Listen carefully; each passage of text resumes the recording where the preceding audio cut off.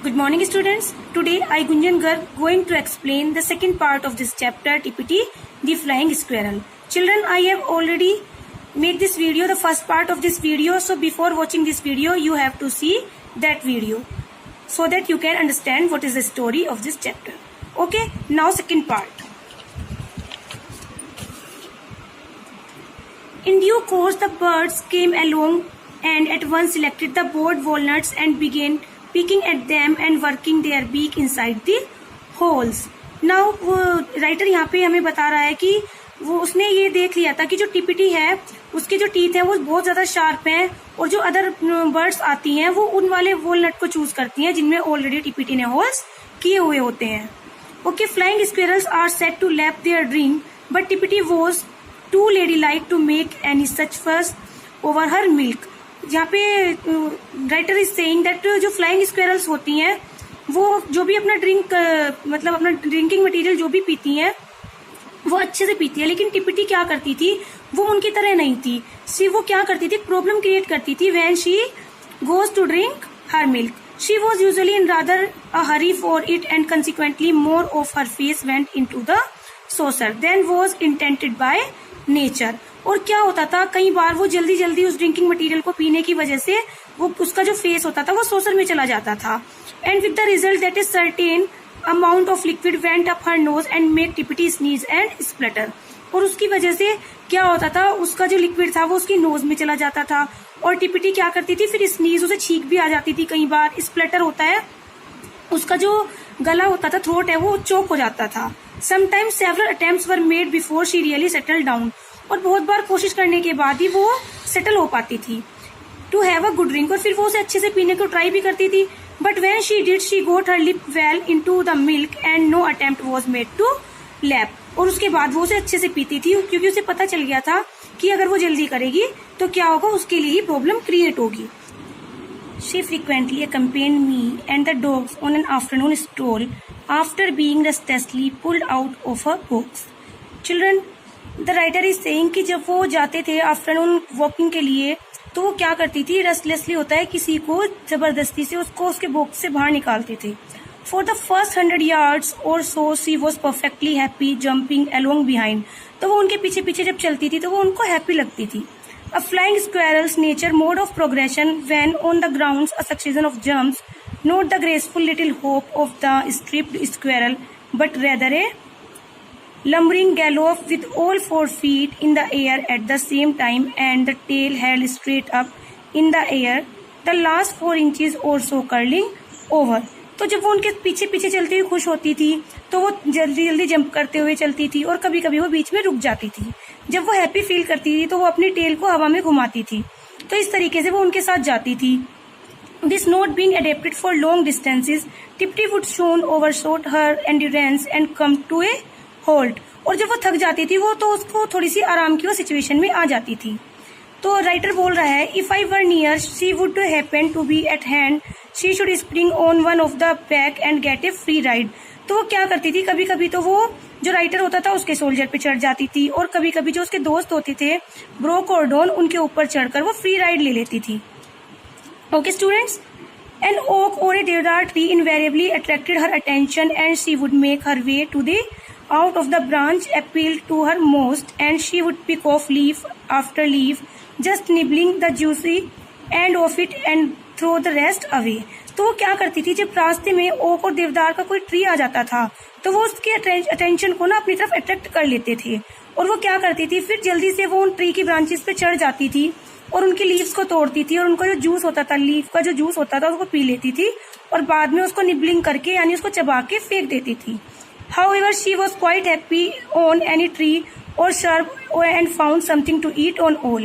और वो उन्हें सबको इस तरह के शर्ब, हर्ब, इस तरह के जो भी ट्री होते थे वो उन्हें पाके बहुत खुश होती थी और उनकी जो उसे लीफ वगैरह अच्छी लगती थी वो उनको खा भी लेती थी. As I have already said, Tippity was nocturnal and woke up a little after sunset if left to herself. तो यहाँ पे राइटर बोल रहा है कि जैसे कि वो हमें पहले ही बता चुका है कि जो टिपिटी है उसकी नेचर नॉक्टर्नल नेचर थी, वो रात में जाग जाती थी यानी शाम होती वो उठ जाती थी. Provided she did not get a good dinner she would be prepared to play and look about her odds and ends to nibble on all the night through. और अगर उसे अच्छा से डिनर ना मिलता था तो वो क्या करती थी, वो अपने आप को प्रिपेयर कर लेती थी पूरी रात खेलने के लिए। I very soon discovered that a good feed just before I went to bed had the effect to making her sleepy too। तो बहुत जल्दी राइटर ये पता कर लेता है कि अगर उसे रात में अच्छे सा खाना मिल जाए तो वो स्लीपी भी फील करती थी। तो on custard nights, Tipiti would invariably overeat and then mean sleeping solidly till the early hours of the morning। She very seldom woke me during at night। तो राइटर बोल रहा है कि अगर उसे नाइट में यानी डिनर में अगर उसे कस्टर्ड मिल जाता था खाने के लिए तो वो ओवर ईट कर लेती थी, ज्यादा खा लेती थी, और जिससे कि वो स्लीपी हो जाती थी। और फिर वो क्या करती थी, फिर वो रात में राइटर को ज्यादा परेशान नहीं करती थी। As a rule I would make up to find a warm soft furry ball curled up against my neck, but occasionally the awakening would be much ruder than I would find Tipiti having a lovely game with my toes, my ears or my hair। तो writer is saying that कि sometimes तो टिपिटी क्या करती थी, अपने warm soft और फरी ball अपनी जो टेल थी उससे उसे जगाती थी, लेकिन कभी कभी वो अपना जो है ना ये जो उसका रूटीन था वो चेंज कर देती थी, और वो राइटर के क्या करती थी, पैर पे उसकी फिंगर्स में इस तरह से उसके ऊपर चढ़ती थी, तो उससे राइटर की कभी उसके टोज में, कभी उसके ईयर्स में, कभी उसके बालों पे चढ़ती थी। इससे राइटर की जो है राइटर उठ जाता था। There was something extraordinary fascinating about her every moment, and her little chirp of pleasure was very sweet to hear। तो राइटर बोल रहा है कि वो बहुत ही एक्स्ट्राऑर्डिनरी थी और मतलब बहुत ही चार्मिंग थी, उसका हर मोमेंट बहुत ही चार्मिंग था। और वो क्या करती थी, उसका जो चिर्प करती थी वो सुनना बहुत ही उसको अच्छा लगता था। Tipiti had an assortment of calls। Her growl was most alarming and would have done credit to an animal 10 times her size।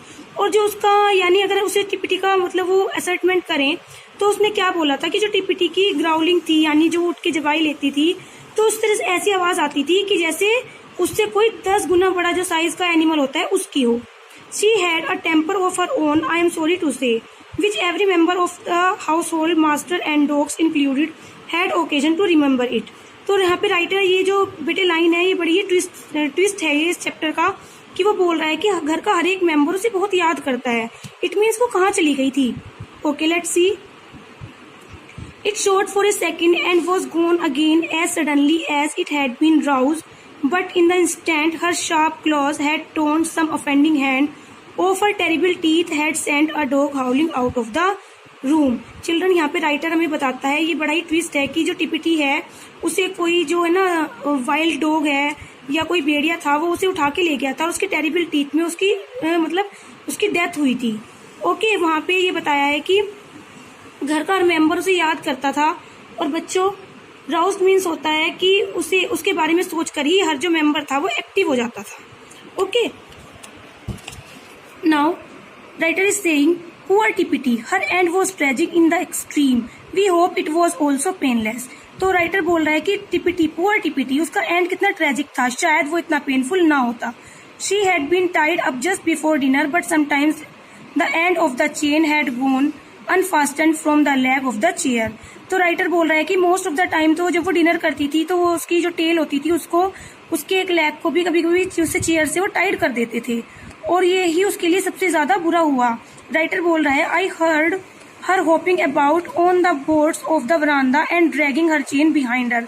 तो राइटर को आवाज आई कि कोई ना उसे ड्रैग कर रहा है, उसे खींच रहा है वरांडे की side. I went out to bring her back. तो राइटर उसे वापस लेने गया दौड़ के कि क्या प्रॉब्लम हुई है, but in the instant sometime flash pass me. तो राइटर बोल रहा है कि जब मैं सोचता हूँ तो मैं फ्लैश बैक में चला जाता हूँ, क्योंकि राइटर को याद आ जाता है कैसे एक जंगली जो है डॉग उसे खींच के ले गया था। There was a tiny squeal and a fox had poor Tippity it is relentless jaws. वो कहता है कि उसके कितने भयावह पंजों में जो है टिपिटी फंस गई थी। Her death was avenged but that is another story. और राइटर बता रहा है कि जो उसकी डेथ है उसका बदला लिया गया, बट ये एक अनदर स्टोरी है। Okay children, I hope you have understood what I want to tell you. Okay students, if you understand, kindly like my video and subscribe our channel. Thank you children.